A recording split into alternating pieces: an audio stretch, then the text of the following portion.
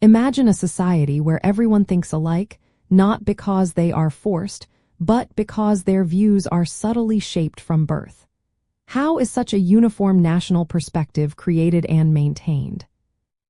Under communist rule, public opinion was managed through a highly centralized and systematic approach involving rigorous censorship, pervasive propaganda, and extensive societal control. The goal was to unify society around the party's ideology and objectives. This extensive control stemmed from the foundational belief in scientific socialism and the historical inevitability of communism. The ruling Communist Party saw itself as the vanguard, possessing the sole correct interpretation of history and the path to a utopian future. Divergent opinions were not merely disagreements. They were considered deviations from the correct ideological line, potentially undermining the revolution and the state. Thus, managing public opinion was essential to protect against bourgeois influences and internal dissent, ensuring the population's loyalty and active participation in building the new society. Regimes implemented this through several interconnected channels. First, strict censorship filtered all forms of media, including newspapers, radio, television, books, and even artistic expressions. Information deemed harmful or critical of the party was suppressed.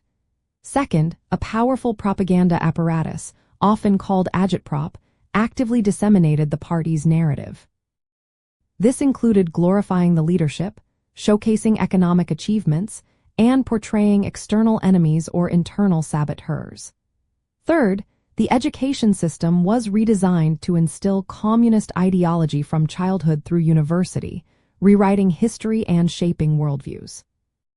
Finally, vast networks of social organizations, like youth leagues and trade unions, served as platforms for ideological instruction and monitoring citizens' adherence to party lines, sometimes using informants and surveillance to detect nonconformity.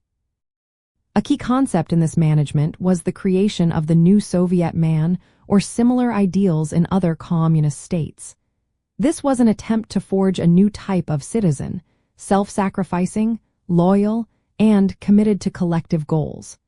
Art and literature were expected to feature positive heroes who embodied these virtues.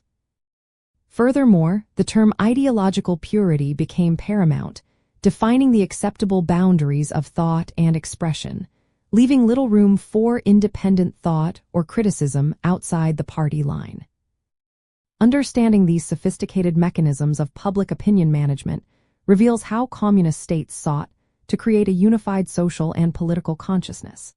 By controlling the flow of information, shaping education, and permeating all aspects of daily life with official ideology, these regimes aim to engineer not just outward compliance, but also genuine internal belief in their vision, fostering a society deeply integrated with and loyal to the party's objectives.